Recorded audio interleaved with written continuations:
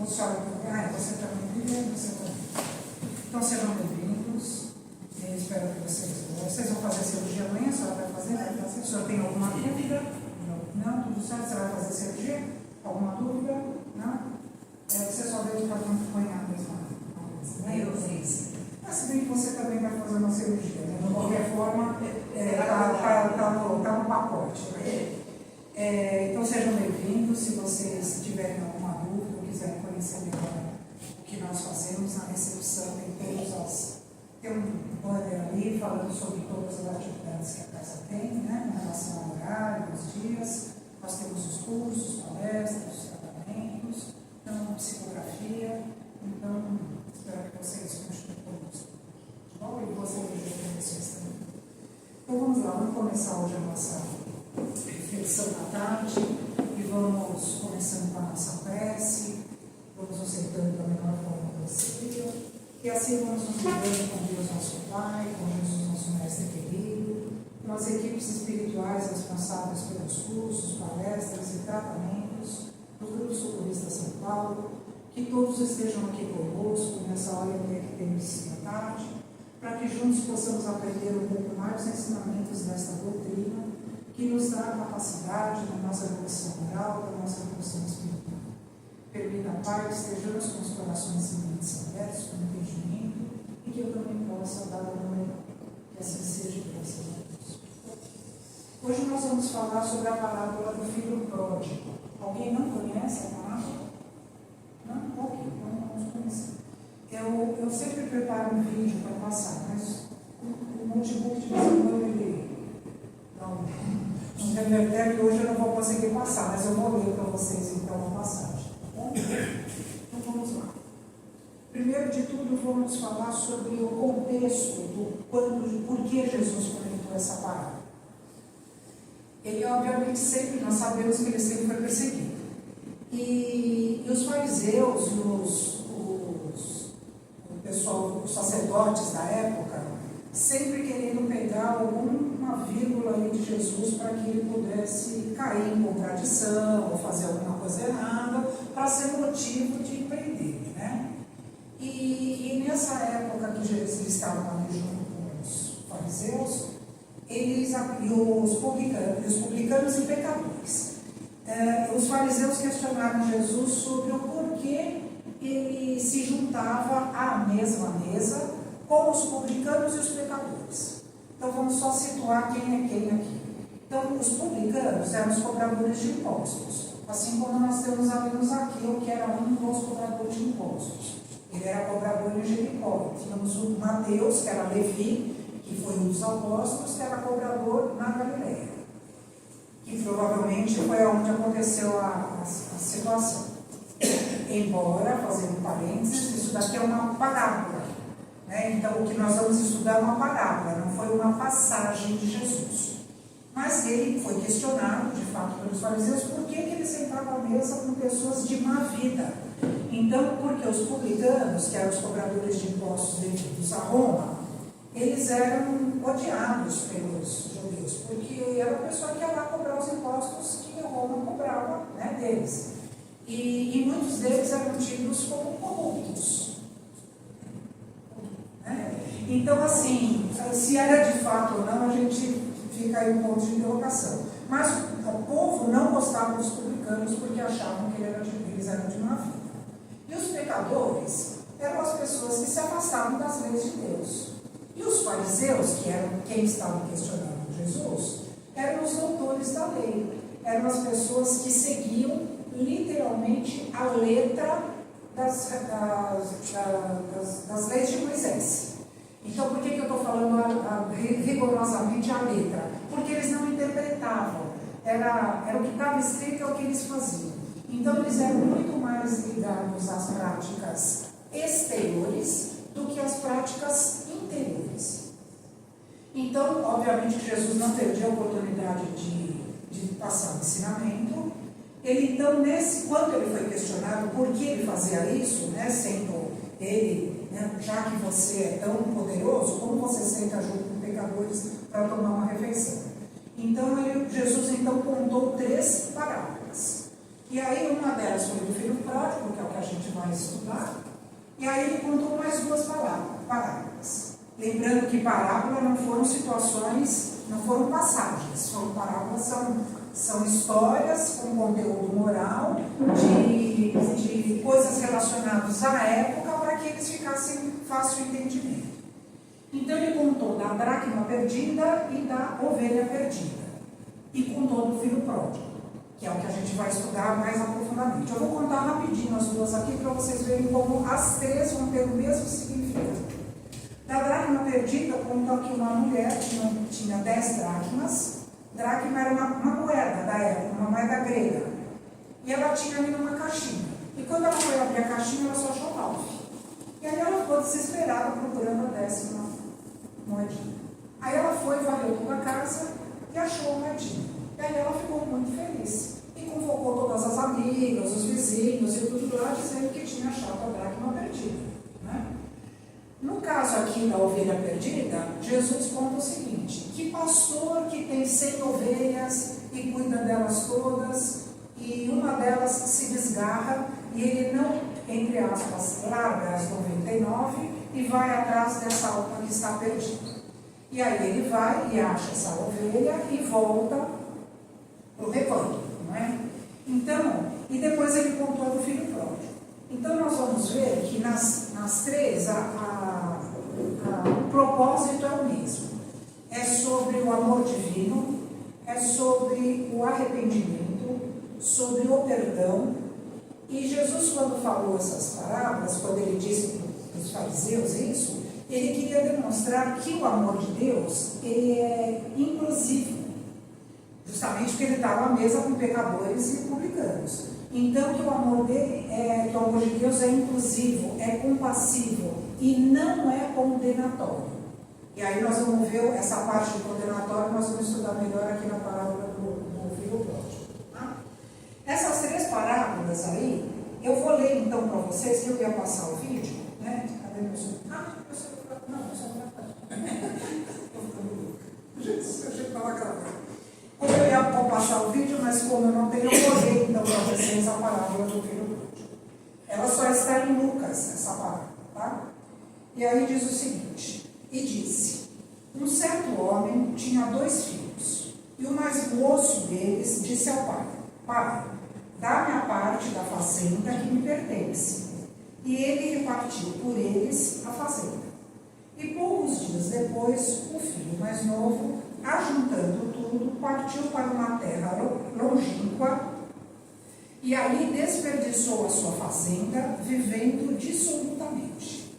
E havendo ele gasto tudo, houve naquela terra uma grande fome e começou a padecer necessidades.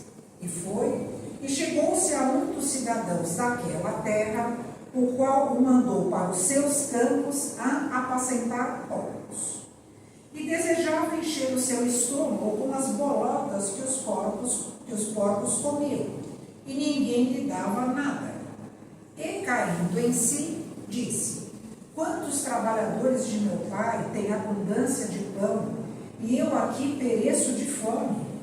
Levantar-me-ei e irei ter com meu pai, e dir-lhe-ei: pai, pequei contra o céu e perante ti, já não sou digno de ser chamado teu filho, faze-me como um dos teus trabalhadores.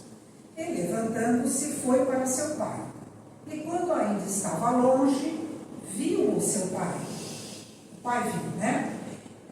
E se moveu de íntima compaixão, e correndo, lançou-se ao pescoço e o beijou.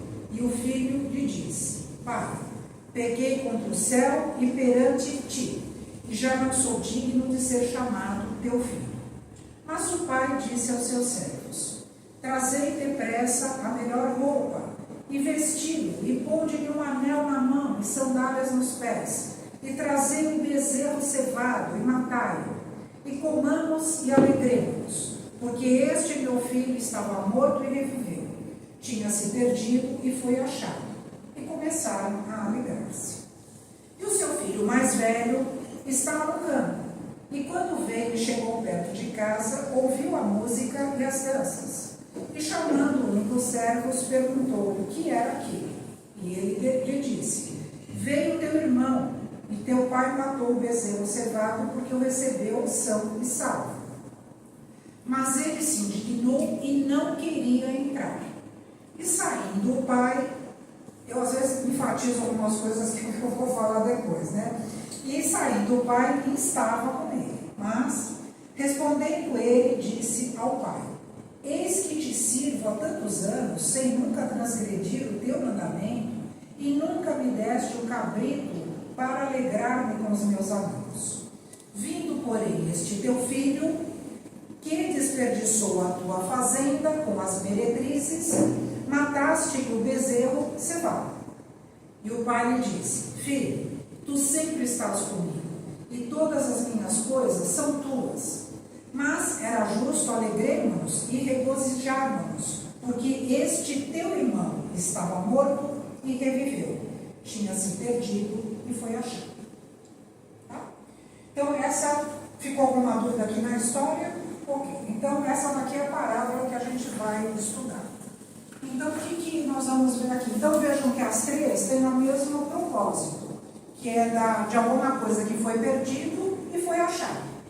A dracma perdida, ela está num ambiente interno. Está lá dentro da casa da senhora, está lá dentro. Então, eu só vou pontuar isso, porque nós vamos falar um pouquinho mais para frente sobre isso. A ovelha estava num ambiente externo.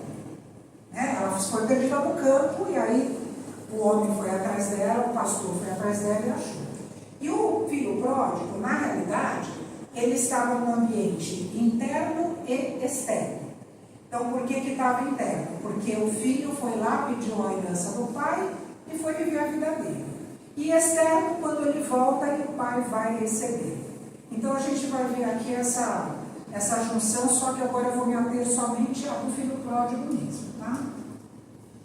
No nosso Evangelho segundo o Espiritismo, ela está relacionada, essa parábola, com esses três capítulos. O capítulo 15, que está escrito: fora da caridade não há salvação.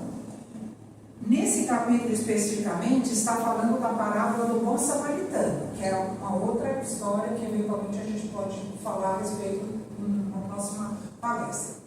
Está falando por que fora da caridade não há salvação? Porque foi a caridade é o princípio da doutrina espírita.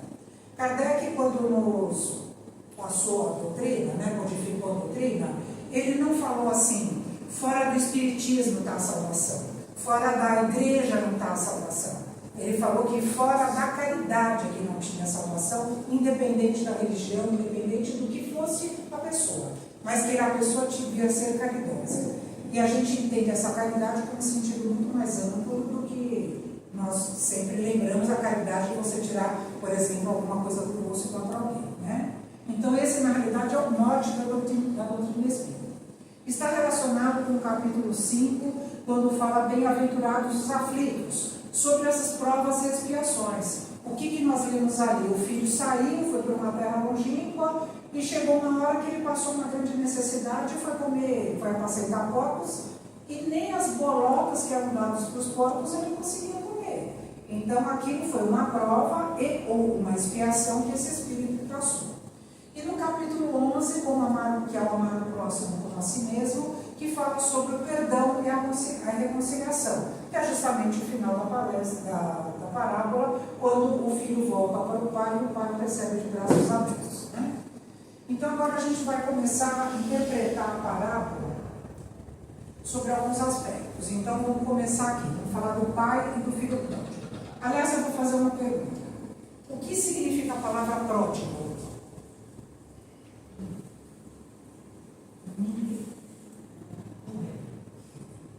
Vamos lá.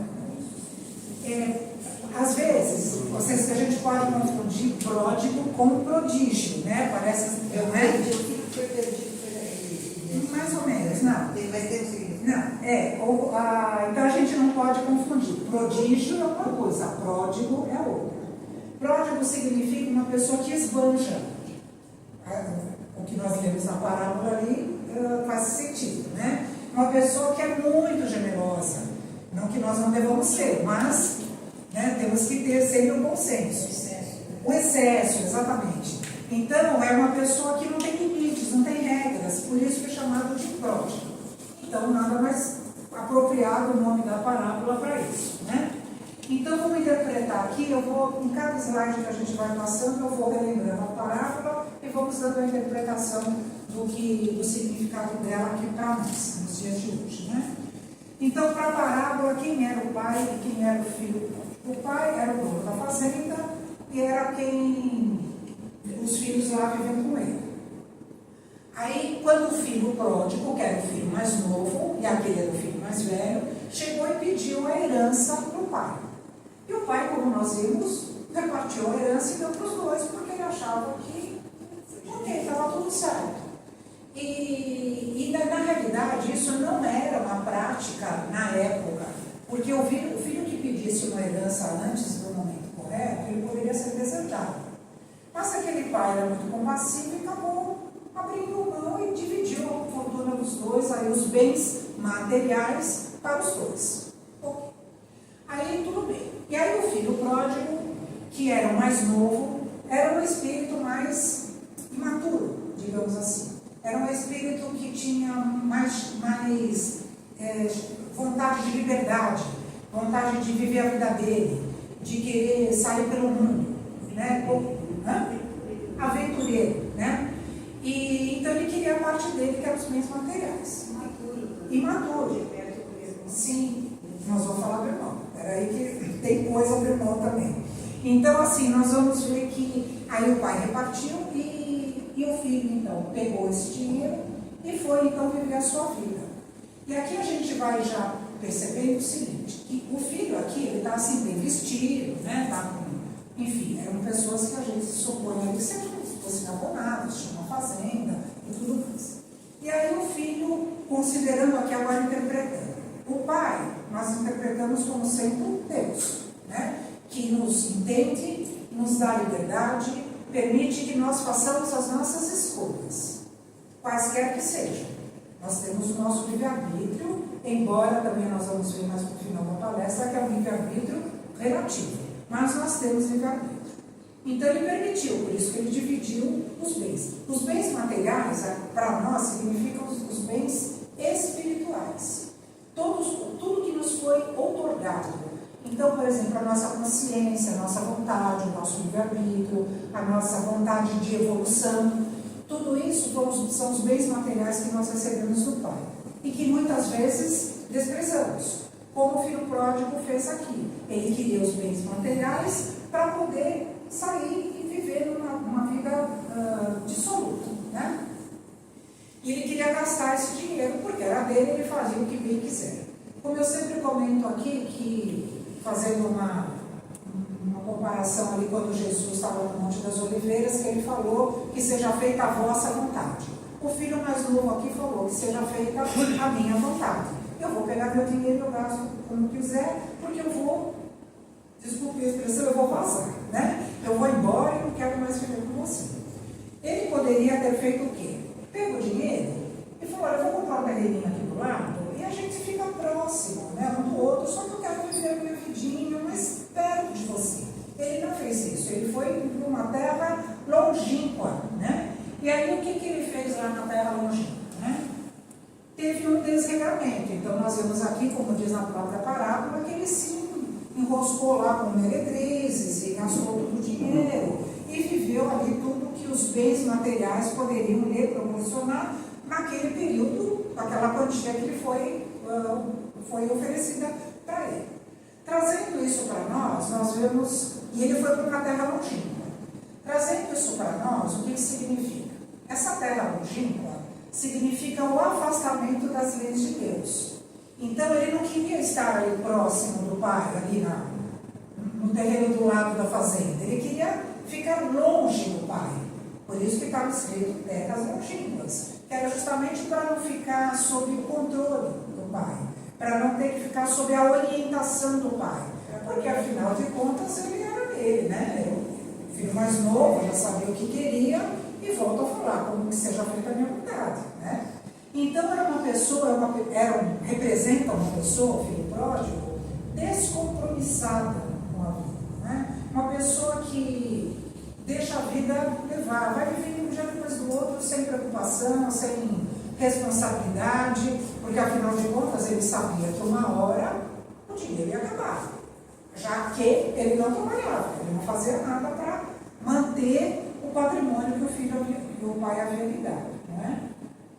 E trazendo para nós sabemos que herdamos do nosso pai maior toda essa herança espiritual, não é?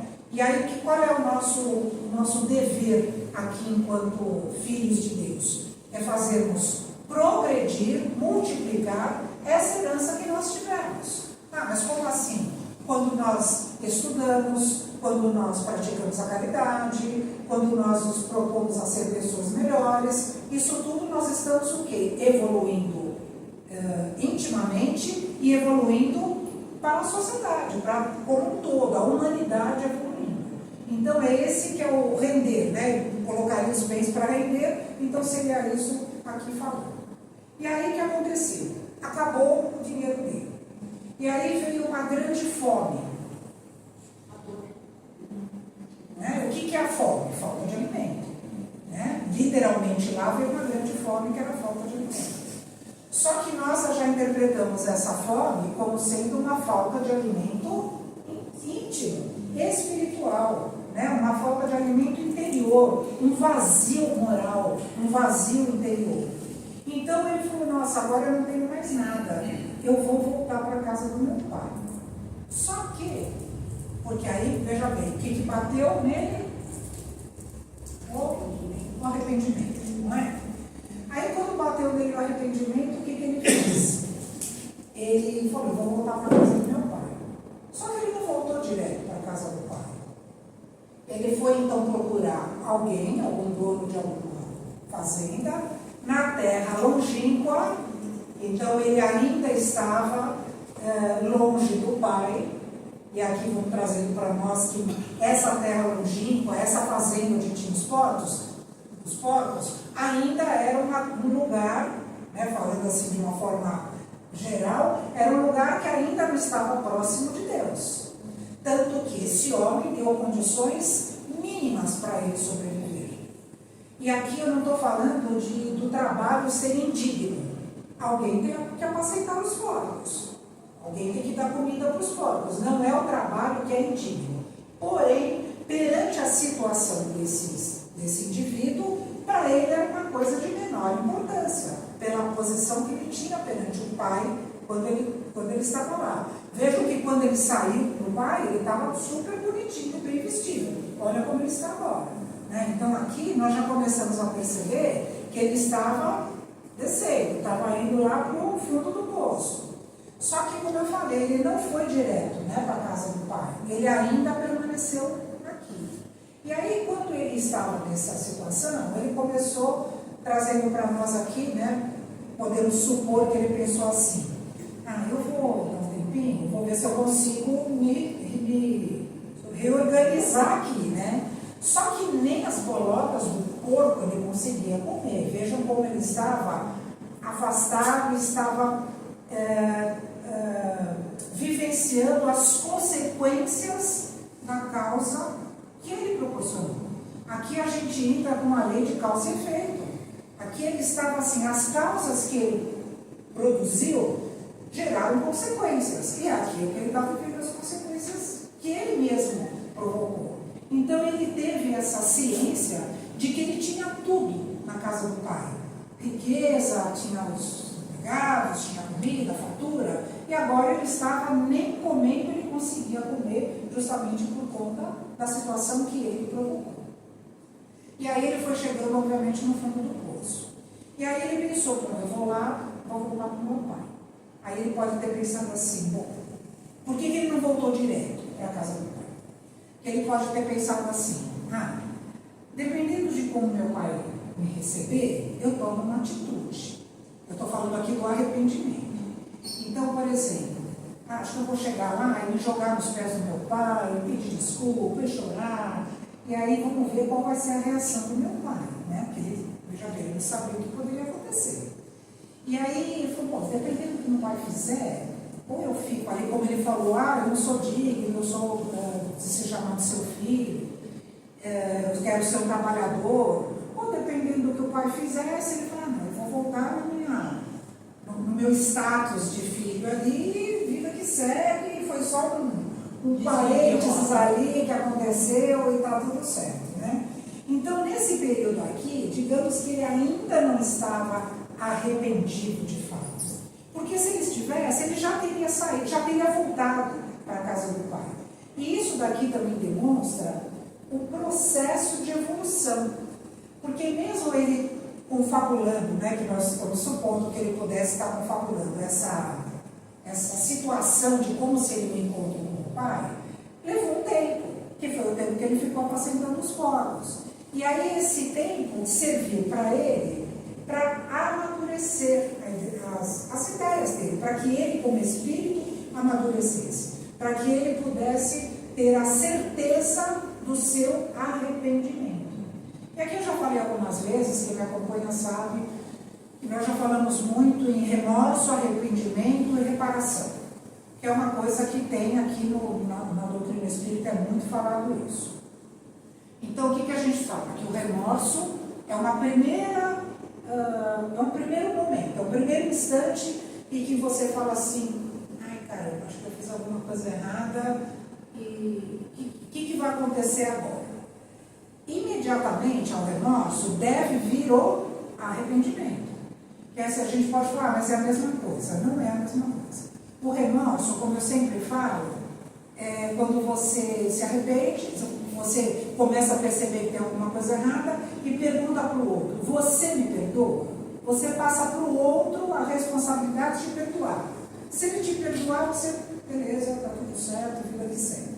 Você não se arrependeu, você só ficou com aquele negocinho na cabeça, o outro te perdoou, então era isso que eu precisava. Então o remorso, ele é um primeiro instante. Precisa vir o arrependimento, que foi o que aconteceu aqui com ele. Só que leva um processo, leva um tempo para essa evolução. Não era de um dia para o outro que ele falava, vou voltar para a casa do meu pai, vai dar tudo certo. Ele teria que ter esse tempo para o amadurecimento dele, que é o que acontece conosco muitas vezes, não é? Quando a gente percebe que cometeu algum erro, que pisou na bola com alguém, a gente vai amadurecendo essa ideia para que depois a gente promova, nos convençamos do nosso arrependimento de fato, e aí depois a gente vai e repara o mal que nós fizemos. Né? Então ele se arrependeu, beleza, mas ele continuou ali por enquanto. Aí depois de um tempo, o que houve? Ele caiu em si, que é justamente o que aconteceu, que está escrito ali na parábola. Então passou um tempo, ele caiu em si e teve o despertar da consciência. O que significa cair em si? A gente brinca, caiu a ficha, fala, eu errei, eu pequei, eu que promovi tudo isso e agora eu vou para a casa do meu pai. E aí o que ele fez? O que fala lá na parábola? Levantar-me-ei e irei ter com meu pai. Né? Até ele, eu acho que eu tenho aqui exatamente a palavra. Então, o que significa levantar-me? Né? Ele não foi rastejando. Né? Ele se levantou, ele tomou um primeiro passo, ele tomou uma decisão, que foi o que nós comentamos na semana passada, para quem esteve aqui, na parábola de Lázaro. Na semana passada, né? Eu falei que quando Lázaro tomou a decisão, quando Jesus falou para ele, Lázaro veio para fora. E aí eu brinquei que Lázaro podia falar, eu vou daqui a pouco, estou bem aqui, estou deitadinho e tal, né? E aí o que aconteceu? Jesus deu a ordem de comando para ele, Lázaro veio para fora. Ele se levantou e foi. Ele tomou uma decisão de se reparar, né? De tirar as ataduras e seguir em frente. Aqui é a mesma coisa. O filho pródigo tomou a decisão de se levantar e ir para a casa do meu pai. Né? E aí o que ele ia comentar aqui no lugar? Levantar-me-ei e irei ter com meu pai e dir-lhe-ei, Pai, pequei contra o céu e perante ti, já não sou digno de ser chamado teu filho, faze-me como um dos teus trabalhadores. E levantando-se, foi para seu pai. Então vejam, aqui mostra que de fato ele se arrependeu. aqui mostra que, de fato, ele ia tomar uma decisão para reparar tudo aquilo que ele mesmo havia causado para si, não é? Porque o pai foi compassivo, ele dividiu a herança e foi para o pai. E aí eu penso assim, nós, né, aqui, se um filho nosso fizesse isso, era bem capaz de a gente passar uma bela de uma lambada no filho, né, dizendo, vai ver, vai ver o que você vai fazer, né, tá bom, vou te dar o dinheiro, mas depois, né, não reclama, né, se voltar o negócio vai mudar, né, mas isso é o nosso pensamento, né, nós vamos ver que Jesus, que o pai ali da parábola não agiu dessa forma como nós provavelmente agiríamos, né. Então ele despertou a consciência para que ele então pudesse de fato voltar a ter uma vida digna, porque é o que ele falou, eu não sou digno de ser chamado seu filho, embora continuasse sendo filho do pai, né? E ao mesmo tempo ele falou, me faça como um de seus trabalhadores, porque ele já tinha chegado no fundo do poço. E muitas vezes nós, quando estamos em algum desafio, alguma situação que nos incomoda, né? nos traz situações difíceis na nossa vida, por vezes nós esperamos chegar no fundo do poço. Às vezes nós não temos essa visão de procurar uma ajuda antes de chegar no fundo do poço, porque a gente acha que nós somos capazes. Não, eu vou sair dessa. Não, eu consigo. Não, me dá mais um tempo. Percebe? Nós não temos, o nosso orgulho fala mais alto de que nós não, que nós precisamos de ajuda. Volto a falar de Lázaro, quando ele saiu e Jesus falou, desatai-o. Alguém tinha que ajudar a tirar as faixas de Lázaro. Aqui é a mesma coisa. Alguém, se a gente não chegar, conseguirmos não chegar no fundo do poço, nós vamos precisar pedir ajuda para alguém. Seja um psicólogo, um médico, um remédio, uma casa religiosa, um amigo, um familiar, qualquer pessoa que possa, que tenha a intenção de nos ajudar, né? E aqui, só que para isso, de fato, demanda um tempo, como eu falei. Eu vou ler aqui no capítulo do Livro dos Espíritos, Kardec pergunta para os Espíritos em relação, aqui é sobre o capítulo da perfeição moral. E aqui no item das paixões, na questão 911, Kardec pergunta assim, não há paixões tão vivas e irresistíveis que a vontade não tenha poder para superá-las? O que ele quis falar aqui? Que quando o filho pródigo estava ali no bem bom, né, estava com dinheiro e tal, estava muito bom. Ele se afastou do pai, ele nem lembrava do pai. Então, para ele, aquilo era um momento, enquanto ele estava vivendo aquilo, era um momento eterno. Ele não tinha a responsabilidade, nem aquele feeling, né, de perceber que um dia aquele dinheiro ia acabar. Então é o que Kardec pergunta aqui, não existem paixões tão vivas e irresistíveis que a vontade não tenha poder de superá-los, como ele continuou também ali nos porcos, até amadurecer a ideia de voltar de fato para a casa do pai. E os Espíritos respondem assim, há muitas pessoas que dizem, eu quero, mas a vontade não está senão nos lábios. Elas querem, mas estão bem contentes que assim não seja. É como ele estava ali, por exemplo, né, no bem bom. Quando se crê não poder vencer suas paixões, é que o espírito nelas se compraz em consequência de sua inferioridade. Aquele que procura reprimi-las compreende sua natureza espiritual. As vitórias são para ele um triunfo do espírito sobre a matéria. Então, exatamente nesse slide é que a gente vê aqui que ele agora está despertando a consciência e que o espírito está se sobrepondo às coisas materiais. Ah, mas então a gente não pode mais ter nenhum prazer com as coisas materiais? Claro que podemos, desde que não haja abuso. Isso é muito claro na doutrina espírita. Senão, você pode tudo, desde que haja bom senso e não haja abuso. Se você faz aquilo por merecer, está tudo certo. Você tem todo o direito de fazer, não prejudicando ninguém, está tudo certo. Mas tem muitas coisas que nós abusamos, como aconteceu com o filho pródigo. Ele abusou daquele bem material que ele recebeu e ficou sem. E aí foi o quê? Recorrer para o pai, né? Que também não sabia como iria, ele não sabia como o pai iria receber, né? Bom, e aí vamos continuando aqui. E aí o retorno e o abraço do pai. E aqui é muito interessante isso daqui. Ele estava voltando. Aqui não dá para ver bem, mas nessa mesa aqui tem uma túnica, aqui tem um anel e aqui tem as sandálias dele. E ele todo rasgado, né? Todo ali como nós vimos no fundo do poço, né?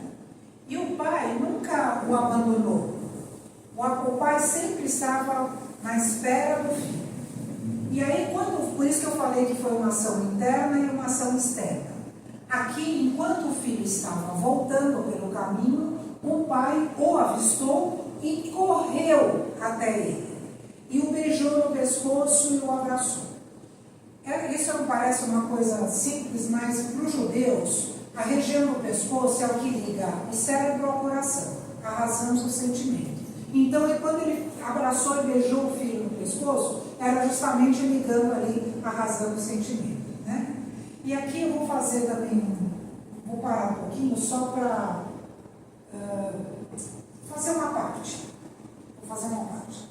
Quando várias vezes a gente já conversou aqui sobre muitas passagens e ou parábolas de Jesus, e nós sempre ressaltamos, em cada passagem, nós ressaltamos um detalhe, vários detalhes. Um deles é esse que eu vou falar. Por exemplo, do cego de Jericó, não sei se a maioria conhece, mas vou falar assim, só rapidinho para contextualizar, né? Jesus estava saindo de Jericó e tinha um cego que percebeu que Jesus estava passando, ele se levantou e falou: Davi, filho de Davi, tenha misericórdia de mim. Jesus parou e pediu que o cego viesse até ele. Aqui, eu vou falar várias situações. Aqui, os dois se encontraram. O filho estava voltando e o pai estava vindo. Eu sempre dou os mesmos exemplos que fica mais fácil para a gente visualizar. Na piscina de Betesda, estava o paralítico parado lá. O que aconteceu? Jesus chegou até ele. Ele estava parado e Jesus chegou. Então vejam, aqui eu já estou dando três situações. Jesus pede para que venha como Lázaro. Lázaro sai para fora.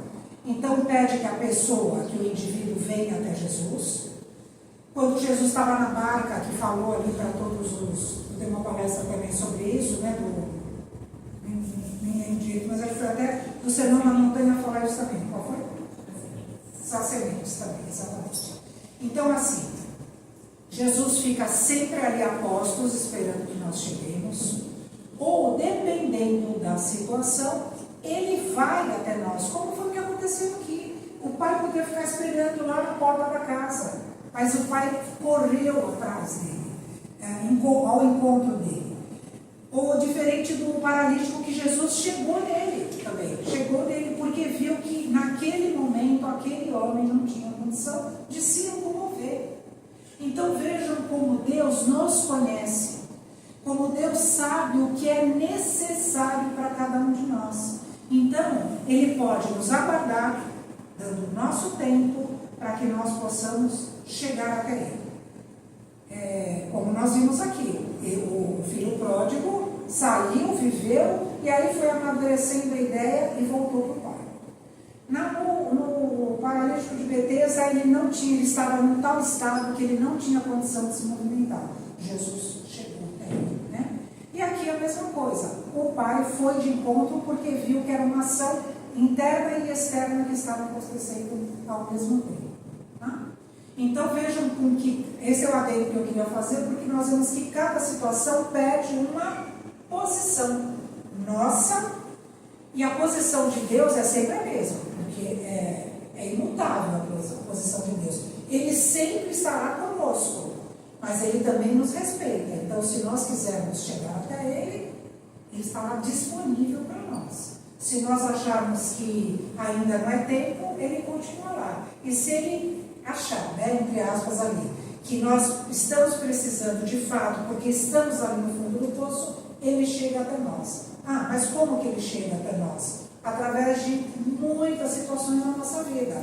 É um telefonema, é um emprego, é um amigo, é um encontro, é alguma coisa que você acha. Alguma coisa vai acontecer na sua vida que é Deus chegando para você, não é?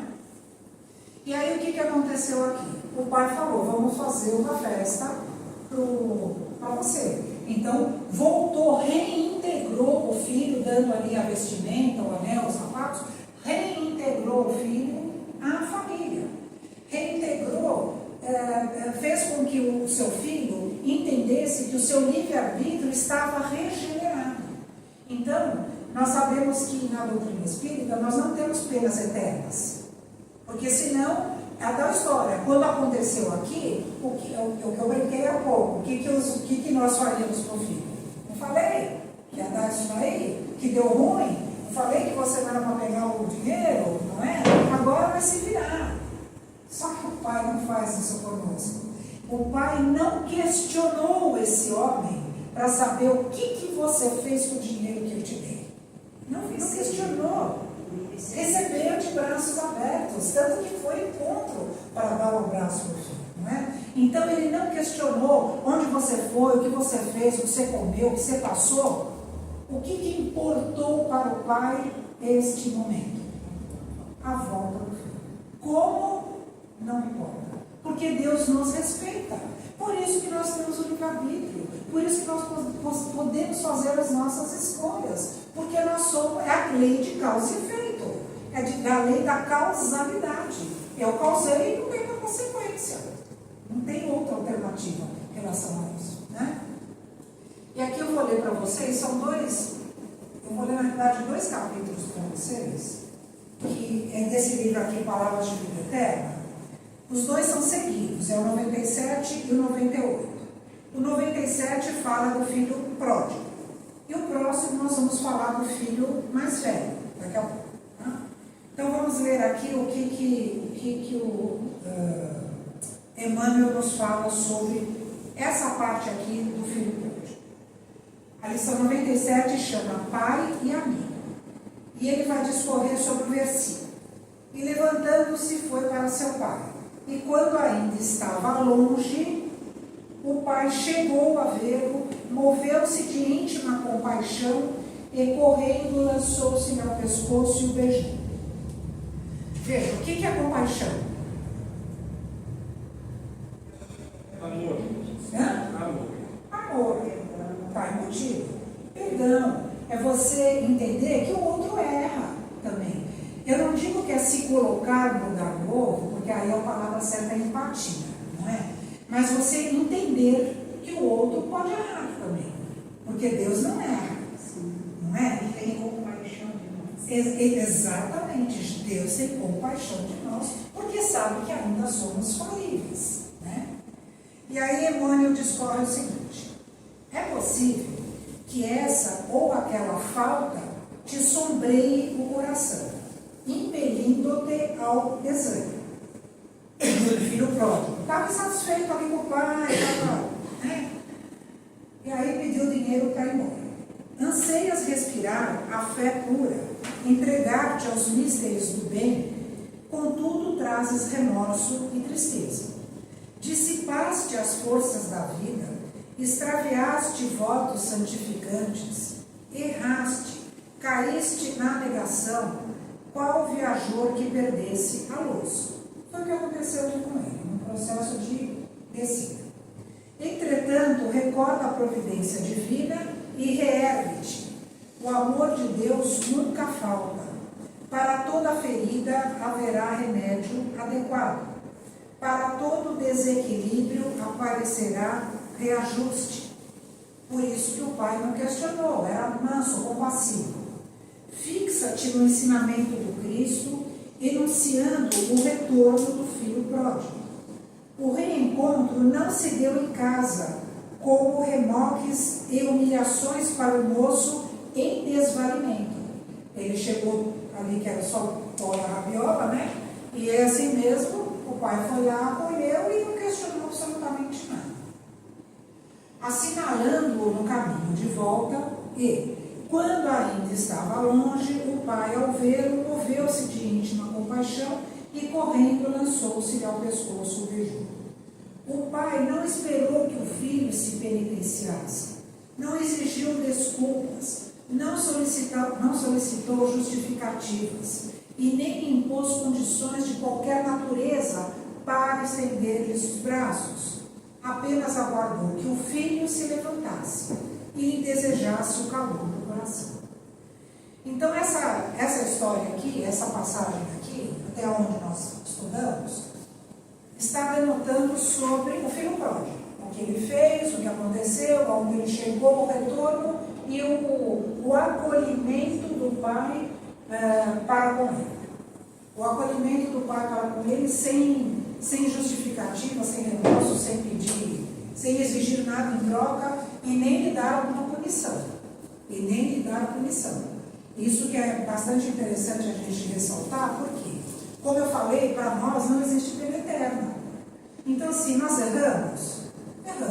Quem nunca? Né? Quem nunca? Então, assim, mas nós sempre temos a oportunidade de voltarmos para outro caminho, nos direcionarmos para outro lado. Eu sempre falo isso, não é? Que foi o que aconteceu? O pai reintegrou esse rapaz à família. Ele reintegrou ele a uma nova oportunidade.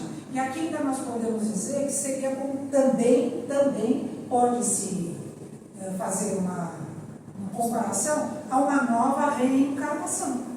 Porque, por exemplo, quantos indivíduos perdem a encarnação? Perdem no sentido de não valorizar, não progredir, não fazer alguma coisa, não é? E aí, quando a gente, eu sempre digo, quando chegar lá em cima, São Pedro vai falar: o que você fez aí na tua reencarnação, na tua vida? Aí você fica lá procurando, né? Ah, será que eu fiz mesmo? Acho que eu fiquei devido o contrato ali, acho que eu não cumpri todas as cláusulas, né? Então, vai ter que voltar. Então, assim, essa é a misericórdia divina que nos dá a oportunidade do recomeço. Porém, isso não é desculpa para que nós chutemos o pau da barraca, né? Chutemos o balde. Deus sempre vai me receber, Ele vai estar sempre de braços abertos, Ele vai estar sempre... Para Ele não vai me cobrar de nada, então, vou viver a vida na boa. Só que não, né? Porque uma hora a vida vai cobrar. Por que isso? Vejam bem, a gente pode pensar assim: por que Deus permite que nós cometamos erros? Né? Se Deus é Pai, se Deus é bom, se Deus é soberanamente bom e justo, como é um dos atributos de Deus, por que Ele permite o mal? Né? Eu não sei se nós já conversamos a respeito disso aqui. Então, por que Ele permite o mal? E eu pergunto para vocês: por que Deus permite o mal? Para que a gente possa aprender, porque ninguém aprende se não é. Percebe? Então, assim, se o mundo fosse para nós um mar de rosas, como o filho pródigo, quando pegou o dinheiro e ficou vivendo lá na boa, o que ele aprendeu ali? Ele só aprendeu depois que ele não deveria ter gasto tudo da forma como gastou, não é?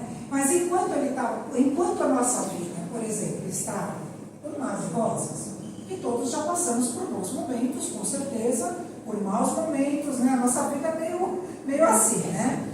E toda vez que a gente está, parece uma onda no mar, né? Isso mesmo, é um vai e vem. Então, literalmente, né, Tânia? Porque até a reencarnação nos traz isso, é um vai e vem, né? Então, quantas vezes está tudo muito bom, está tudo muito bem, a gente esquece do Pai, né? Está tudo bem, vou arranjar sabe? Só que na hora que não está tudo bem, aí o Pai me ajuda, não é? Então, isso tudo serve para que nós entendamos a misericórdia divina, que ela está sempre pronta para nos ajudar. Nós é que precisamos ter o bom senso e o discernimento para o uso desses bens espirituais que nós recebemos do Pai, né? Bom, essa parte do filho pródigo nós encerramos. Aí nós vamos para o filho mais velho. Olha só, o filho mais velho, o que vocês acham dele? Vamos lá. Vamos largar a lenha nele também. Ele é gente. Hã? Que você falou. A gente é caótica,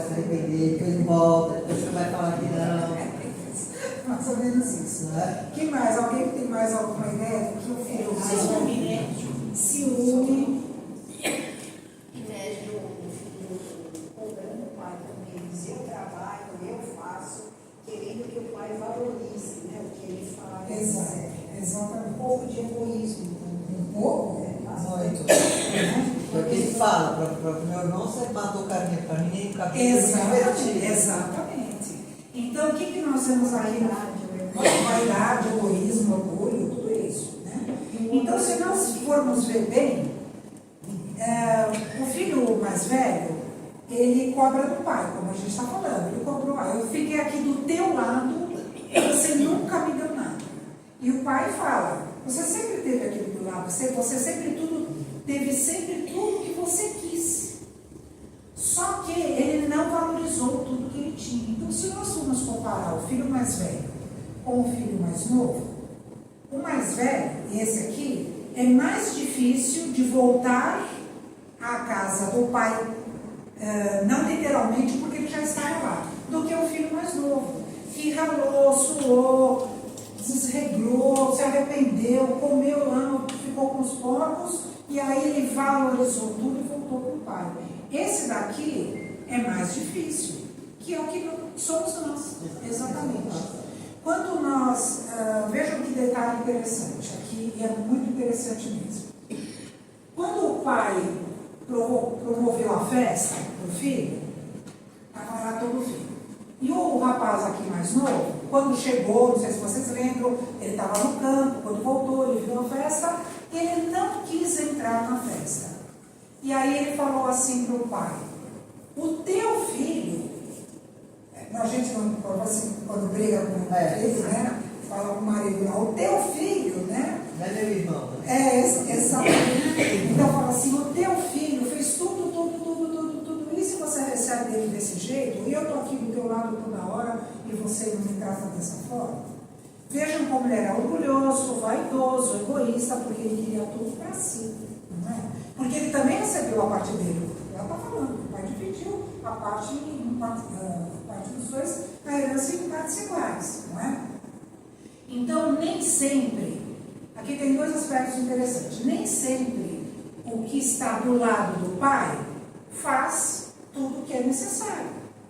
Ele não estava ali morando com o pai, mas ele se achava o supra-sumo. Primeiro porque ele era mais velho, e segundo porque ele era orgulhoso, ele era vaidoso, então ele era egoísta, então ele achava que ele queria tudo para si. E para o filho, como o filho mais novo comentou, o irmão, como o filho mais novo comentou, eu não sou digno de ser chamado teu pai, me faça como um dos seus trabalhadores. Ele se arrependeu daquilo que ele fez. E o mais velho não, continuou orgulhoso. E outro detalhe que a gente vai pensando e vai estudando. O pai, quando o filho não entrou na festa, o que o pai fez? Foi falar com ele. Vejam que distinção que o pai fez. Nenhuma. Ele foi ao encontro do pródigo e foi ao encontro do orgulhoso.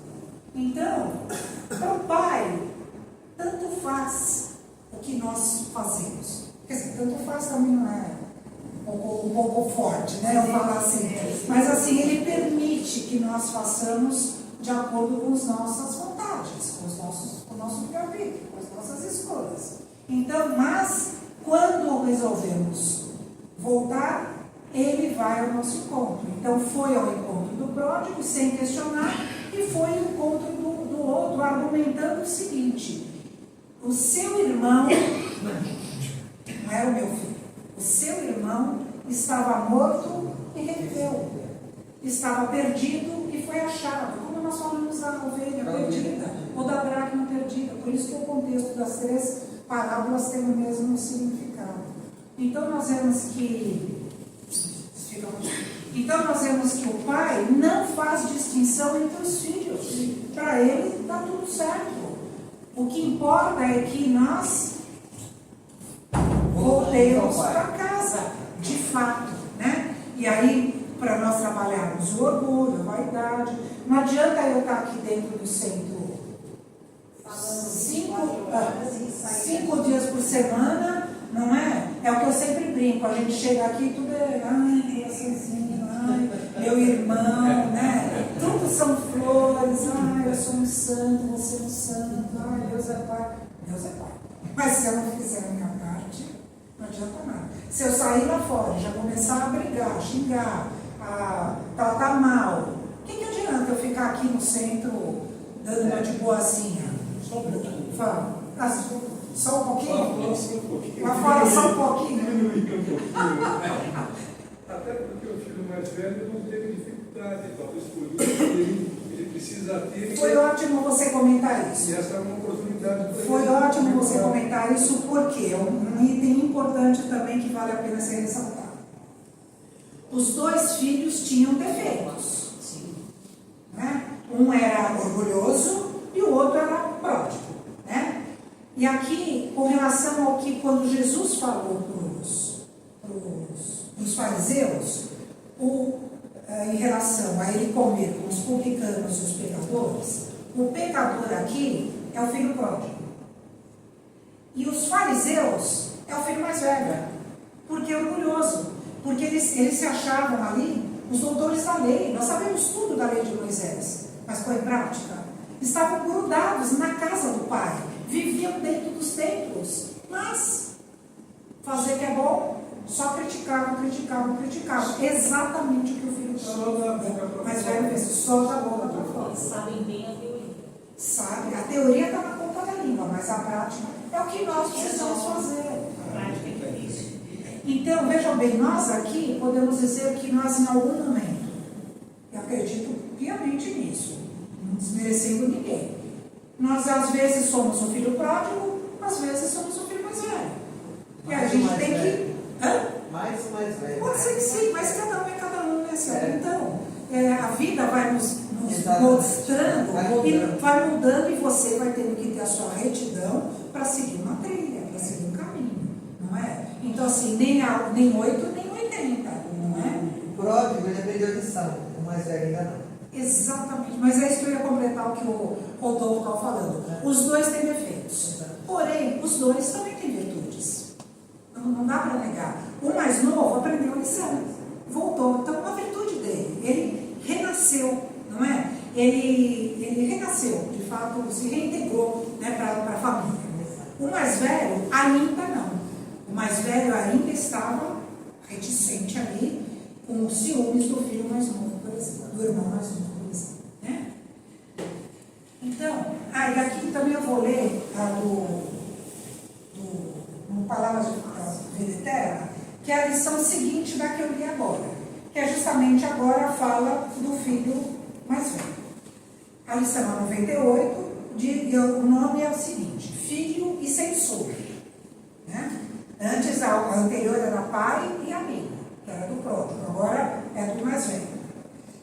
E aí o versículo é o seguinte: mas respondendo ele, disse ao pai: eis que te sirvo há tantos anos, sem nunca transgredir o teu mandamento. Olha o pé da letra ali. E nunca me deste um cabrito para alegrar-me com meus amigos. E aí Emmanuel fala: na parábola do filho pródigo, não encontramos somente o irmão que volta experiente e arrependido ao convívio do lar. Nela surge também o irmão correto, mas egoísta, remoendo censura e reclamação. Ele observa a alegria paternal abraçando o irmão recuperado. Entretanto, reprova e confronta, procede como quem lastima o dever cumprido, age a afeição de modo que desestima a própria nobreza. Olhem só, tudo que o pai deu no caso da parábola, os bens materiais, dividiu com ele o bem, ele estava com o pai sem precisar gastar o dinheiro que ele tinha, não é? E ainda assim reclamava, né? Então estava desestimando a própria nobreza. É fiel aos serviços do pai, contudo, critica-lhe os gestos, trabalha com ele, no entanto, anseia escravizá-lo aos próprios caprichos. Pai, você tem que fazer o que eu quero, porque eu estou aqui, então eu tenho que ganhar um cabrito, eu tenho que ganhar uma festa, porque eu estou te ajudando, então você tem que fazer a tua parte, pai. Olha a audácia que nós temos, por vezes, de falar para Deus: e daí? Vai ou não vai? Vai me ajudar ou não vai? se nós tivéssemos esse poder de alterar os desígnios de Deus. Fiel ao serviço do Pai, trabalho com ele. Atende-lhes aos interesses, vigiando-lhe o pão e a prata. Guarda a lealdade, mergulhando-se na ideia de evidência e de herança. Se o coração paterno demonstra grandeza de sentimento, ele explode com ciúme e queixa. Se perdoa e auxilia, o filho interpõe o merecimento de que se julga detentor, tentando limitar-lhe a bondade. Perde-se no misto de crueldade e carinho, sombra e luz. Vejam como ele tem os defeitos, mas também tem as suas qualidades. É justo e injusto, terno e agressivo, companheiro e censor. Deseja o pai somente para si, a fazenda e o direito, o equilíbrio e a tranquilidade somente para si. No caminho da fé, analisa igualmente a tua atitude. Aí Emmanuel falando para nós. No nosso caminho da fé, para que nós analisemos como nós nos comportamos perante Deus. Nós queremos que Deus faça a nossa vontade, ou que nós façamos o que for necessário, o que for conforme os desígnios de Deus, seguindo as nossas escolhas, de preferência melhores, né? Se te sentes ligado à esfera superior, por teus atos e diretrizes, palavras e pensamentos, não te encarceres na vaidade de ser bom. É o que eu falei, a gente vive aqui dentro do centro, então a gente acha que nós somos ótimos, que quando a gente desencarnar, a gente já está com massa, já vai direto para o céu. Vai ter festa no céu. Nossa, eu vou ficar assim aqui agora. Vai ter festa no céu, Hospital Esperança. Hospital Esperança, exatamente. Se eu for para lá, até tá bom, viu? O tapete vermelho e tudo, né? O tapete vermelho e tudo. Não te esqueças, em circunstância alguma, de que Deus é Pai de todos. Atendeu ao pródigo, atendeu ao mais velho. E se te ajudou para estares com Ele, é para que estejas com Ele ajudando os outros. Então veja, Ele ao invés de se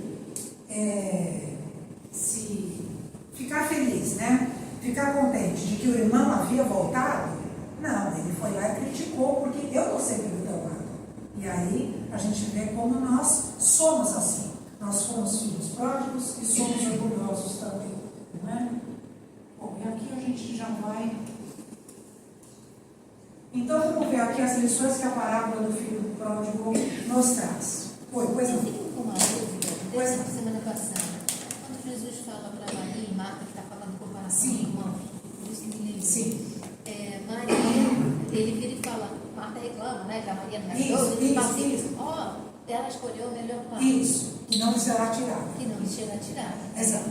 Eu Você não entendeu? Não entendi, não. Assim, a outra estava reclamando que estava fazendo o serviço sozinha. Na verdade, Exato, é isso Assim, mesmo. mas estava dizendo assim, aí a gente escolhe a melhor parte, e o serviço você vai Não, não é isso.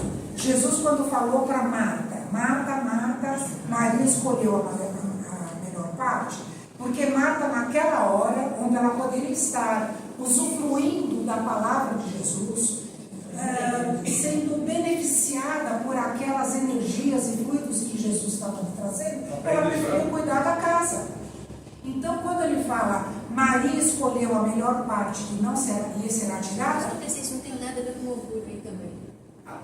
de Marta, sim. De Marta, sim. Ela estava ali pensando nas coisas materiais. Certo? Ela estava pensando nas coisas materiais. Na limpeza da casa, no café, no bolo, não sei o quê. E Maria falou, deixa quieto, a casa vai ficar do mesmo jeito. Eu quero agora adquirir conhecimento. Eu agora quero usufruir desse momento com Jesus. Então, aqui no caso dos filhos, vamos trazer isso para cá. Digamos que é um pouco similar, porque o filho pródigo, ele seria o quê? Aliás, aqui vamos combinar que o pródigo e o mais velho seriam a Marta, porque os dois saíram. O orgulhoso, apesar de ter ficado do lado do pai, ele criticava o pai, ele estava ali só com a presença física com o pai, não estava fazendo de coração e tudo que o pai poderia fazer com ele como dever de filho mesmo. E o outro saiu para fazer a vida dele. Só que o outro voltou, não é? E o orgulhoso ainda se mantém. Então aqui, não sei se até cabe mesmo uma comparação dos dois, mas de qualquer forma, são aprendizados que nós temos que entender que nós, enquanto e para sempre, teremos um Pai conosco, nós deveremos entender que Deus está conosco e quer o melhor para nós. Então nós temos que usufruir desse momento de estarmos com essa benesse que o Pai nos dá. Não sei se eu me fiz entender ou se eu entendi o que você quis passar. Ali foram dois casos assim, uma só estava pensando nos bens materiais, a outra deixou por um momento os bens materiais para se dedicar aos bens espirituais. Eu vejo uma similaridade na hora que cobra. Oi? Eu vejo uma similaridade na hora que ele cobra. Ela cobra de Jesus. Sim, porque está certo, era a similaridade perfeita, porque Marta ali cobrou de Maria, de Jesus, né, em relação a Maria, e aqui é a mesma coisa, o orgulhoso cobrou do pai que o filho era um dissoluto, não é? Então, assim, né, nesse quesito eu concordo com você que é uma similaridade mesmo, tá? Bom, então vamos ver as lições que a parábola do filho. Nossa, acho que eu consigo. Então, aqui, ó. A imutabilidade de Deus. Então, o que significa isso? Deus não faz diferença para os filhos, como ficou bem claro para nós ali, não é? Então, Deus não muda, nós não conseguimos mudar os desígnios de Deus. Então, assim, o que estiver pré-programado para nós, para a nossa melhoria, vai ser cumprido. Embora nós saibamos que temos o livre-arbítrio. E por isso que, bom, eu vou falar aqui daqui a pouco. A unidade do destino. O que é a unidade do destino? Tanto um filho quanto o outro vão para o mesmo caminho. É uma unidade do destino. O outro se desgarrou, voltou e vai seguir o caminho reto. O outro, que era o mais velho, orgulhoso, vai ceder. Vai chegar uma hora onde ele vai ceder, e vão os dois de encontro. Então é uma unidade do destino. O terceiro é a lei da causalidade que eu falei. Criou causas, tem consequências. Não tem como fugir disso. A relatividade do livre-arbítrio. Foi o que eu comentei. O nosso livre-arbítrio, ele é relativo. Ah, como assim ele é relativo? Porque existem situações que nós precisamos passar para a nossa evolução, embora para nós seja difícil isso. Então, é o que eu sempre falo, a gente vem com uma pré-programação reencarnatória. Chega aqui, a gente faz as escolhas, tem as causas, tem as consequências, mas eventualmente o que precisa ser reparado vai ser cumprido naquela encarnação. Por isso que ela é relativa ao nosso livre-arbítrio. E aqui é a evolução individual dos seres racionais e conscientes. Aqui nós vemos dois seres na parábola completamente diferentes. Um imaturo e o outro orgulhoso. Um, né, levando a vida numa boa e o outro só cobrando do pai que queria que fizesse. Então, é uma evolução individual. Cada um de nós aqui vai evoluir da forma que é possível. Mas precisamos evoluir. É o que eu falei, não é porque o pai vai lá me abraçar que eu vou levar a vida ali na flauta, né, como diria o meu pai querido, e aí o que acontece? A gente vai ser cobrado depois, né? E aqui eu vou pôr um exercício diário aqui, ó, tem alguns símbolos ali, ó, que eu vou pôr isso daqui. E eu vou me abrir com vocês. Foi a inteligência artificial que fez isso. Eu achei o máximo. Aí eu achei que poderia colocar, porque eu achei que foi muito bom isso daqui. Aí foi a filha pródiga. Aí a filha pródiga, né? Tá certo. Então vamos lá, qual que é a etapa da nossa vida? Então, exercício diário, veja bem. Então vamos por linha aqui. Reconhecer-se. O filho caiu em si. Reconhecer falhas e limites com humildade, sem culpa destrutiva. O que passou, passou. O que ele fez, agora daqui para frente, né? Manifestações na vida moderna e exemplos práticos. Perceber que o orgulho nos afastou de alguém. Identificar atitudes movidas por vaidade, ganância ou mágoa. Sentir vazio apesar de conquistas materiais, que foi o que ele sentiu na hora que acabou o dinheiro, né? A lição espiritual. O reconhecimento do erro é o início do despertar da consciência. É o que nós todos passamos. Segundo, arrependimento e mudança de direção. Arrependimento verdadeiro é agir diferente, não apenas sentir remorso, porque foi o que eu comentei aqui com vocês. Não adianta só sentir remorso, eu tenho que me arrepender e reparar o erro que eu fiz. Então, a manifestação da vida moderna: pedir perdão a quem ferimos, retomar compromissos morais, abandonar vícios e hábitos prejudiciais, reconciliar-se com a fé e a espiritualidade. E a lição espiritual: cada escolha pelo bem é um passo de volta à casa do Pai. Não existem penas eternas. Aceitar o perdão e o amor divino. Deus não guarda ressentimentos. O arrependimento sincero abre novos caminhos. Vocês sabiam que Deus não perdoa, né? Vocês sabiam? Ele não castiga. Ele não perdoa. Porque ele não se sente ofendido. Percebe? Então a gente fala assim, então todo mundo, não, ele não castiga. Não, ele não castiga também. Nós é que entendemos que Deus nos castiga. Né? Que o sofrimento para nós é um castigo. Na realidade, o sofrimento é uma bênção na nossa vida. Precisamos entender isso. E Deus não guarda ressentimentos, por isso que ele não perdoa. Né? Reconhecer que a vida oferece novas oportunidades. Encontrar pessoas e situações que ajudam na reparação. Foi o que eu falei, de repente alguma coisa acontece, entre aspas, do nada, que aí isso daí te ajuda a sair do fundo do poço. Né? Sentir paz após o arrependimento sincero. Deus se adianta ao nosso recomeço, acolhendo-nos sempre. Se for necessário, Deus vem até nós para nos levantar do fundo do poço. Reparação, servir e amar. Após o arrependimento, vem o tempo de reparar pelo bem. Veja, aqui é o arrependimento, aqui é o remorso, arrependimento, reparação. Ajudar quem sofre, ser paciente e tolerante. Usar talentos para o bem coletivo, são os nossos talentos. Participar de causas justas e da evangelização. E a lição: cada gesto de amor é restituição e purificação da alma. Quinto, compreender os filhos mais velhos, aqui é o orgulhoso. Então, o que ele fala aqui? Representam os que criticam e não compreendem o perdão alheio. Bem aqui o filho mais velho, né? Então, qual que é a manifestação? Reconhecer quando julgamos os outros. Aceitar que cada espírito tem seu próprio ritmo de evolução. Um já se arrependeu e voltou, o outro ainda estava endurecido, né? A compaixão é sinal de maturidade espiritual, não é? Então, o que nós falamos, a compaixão, o filho mais novo e o pai tinham que ter, nessa altura do campeonato, ali já no final, compaixão pelo filho mais velho, porque ele ainda não estava amadurecido para entender o que havia acontecido.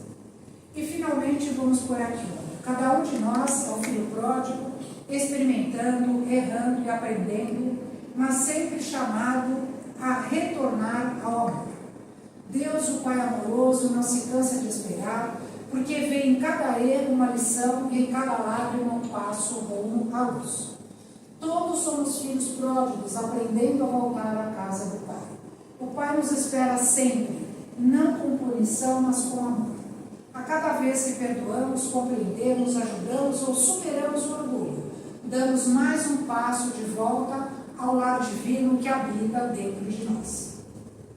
Deus não espera que você volte para a casa perfeita, nem se importa com o que você fez. Ele só quer que você volte. E nenhuma ovelha se perderá. Jesus. Certo? Então essa era a mensagem que eu tinha para passar para vocês, que mesmo nós sendo, né, filho pródigo ou filho orgulhoso mais velho, nós poderemos retornar para a casa do Pai com certeza absoluta, porque Ele vai estar lá com os braços abertos para nos abraçar e receber. Certo? Então vamos encerrando a nossa palestra de hoje, agradecendo a vocês